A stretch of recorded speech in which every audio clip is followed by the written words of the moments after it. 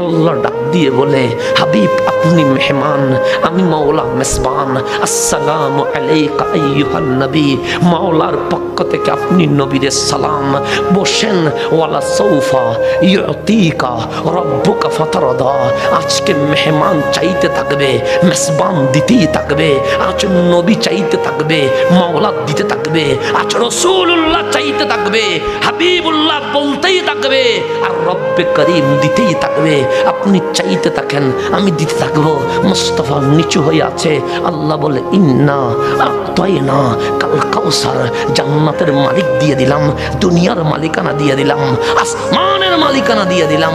আল্লাহর নবী চুপ হয়ে আছে। দেখলেন দুটো চোখের পানি আস্তে আস্তে বয়ে যাচ্ছে। ডাক দিলেন, হাবিব মেরাজে চলে আসলেন, মাহবুব চলে আসলো। আজকে আমি মাওলা পর্দা রাখি নাই, কাবা কাউসাইনে মিলন হয়ে গেছে। আপনি আমাকে দেখেছেন, আমি আপনাকে দেখছি। এর চেয়ে আনন্দের মুহূর্ত আর কি হতে পারে? কাঁদেন কেন? তখন কান্না করে বলে, মাওলা আমি তো মেরাজের মেহমান হলাম, কিন্তু আমাকে বিদায় দিয়ে দাও, আমি চলে যাব। আল্লাহ বলে, হাবিব মানুষ যখন উপরে ওঠে কখনো নিচে নামে না। হেডমাস্টার কখনো পিএন হয় না, প্রিন্সিপাল কখনো কেরানি হয় না, রাষ্ট্রপতি কখনো রাষ্ট্রভবনের দারোয়ান হয় না। হাবিব আমি আপনাকে সবার উপরে নিয়ে নিয়েছি। আল্লাহর নবী বলে, আমি সবার নিচে নামতে রাজি আছি একটা কারণে, আমি যদি তোমার এখানে থেকে যাই উম্মত আমার গুনাহগার জাহান্নামে চলে যাবে। আপনি আমারে বিদায় দেন, আমি দুনিয়ায় গিয়ে উম্মতকে জান্নাতে নিয়ে যাব। সুবহানাল্লাহ, কোথায় নিয়ে যাব? তা আল্লাহ বলে, ও নবীর উম্মত তুই মেরাজ নিয়ে ঝগড়া করছিস, আর আমার কাছে আশ্চর্য কি জানিস? ওয়ান নাজমি ইযা হাওয়া, মেরাজে আসা কোন আশ্চর্য নয়।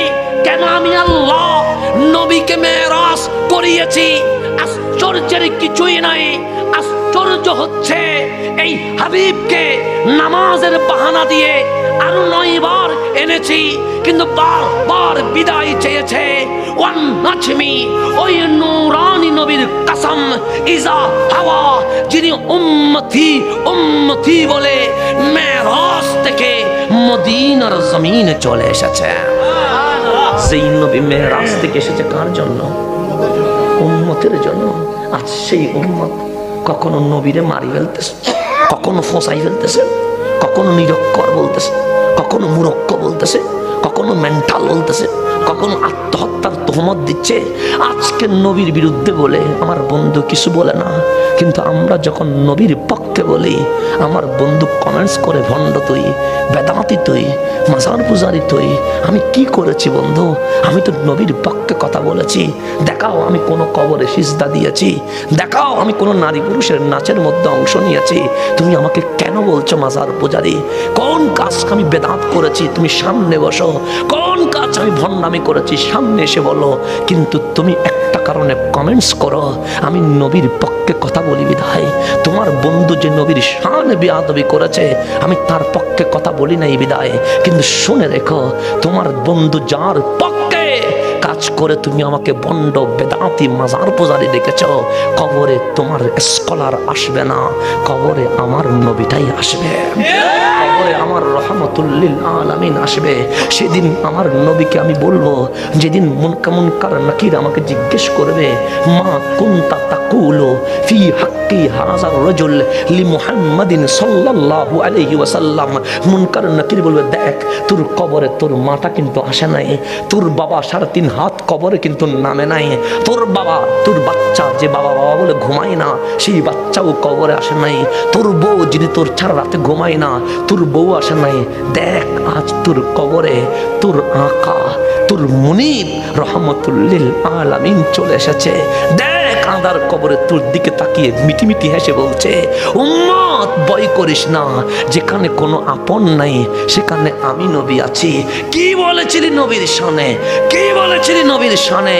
সেই দিন আমার নবীর চোখে চোখ রেখে বললো, নবীরে কি বলেছি আমি জানি না, কিন্তু ইয়া রাসূলুল্লাহ বলার কারণে, ইয়া নবী সালাম আলাইকা বলার কারণে, মিলাদুন নবীর পক্ষে কথা বলার কারণে, মেরাজ সিরাজুন নবীর পক্ষে কথা বলার কারণে, নবী নবী করার কারণে অনেকেই ভণ্ড বলতো, মাজার পূজারি বলতো, বেদাতি বলতো। আমাকে সবাই বলতো তুই ফেরিওয়ালা, ফেরিওয়ালা। নবীরে আমি মদিনার ওয়ালার প্রেমের বাজারের এক ফেরিওয়ালা আজ মদিনাওয়ালার কদমে চলে এসেছে। এটার চেয়ে বড় আমল আর কি হতে পারে? সেই জন্য অনেকেই বলে তুই নবী ছাড়া আর কোনো সাবজেক্ট পাস না, তুই শুধু মাহফিল নবীর মাহফিল করিস কেন, তুই কি আর কোনো বিষয় পাস না? আমি বলি আমি আর বিষয় পাবো কই? আমার কোরআন তো বলে ওয়ারাফা'না লাকা যিকরাক, আল্লাহ বলে আমার কাছে আমার নবীর শান ছাড়া কোনো বিষয় না।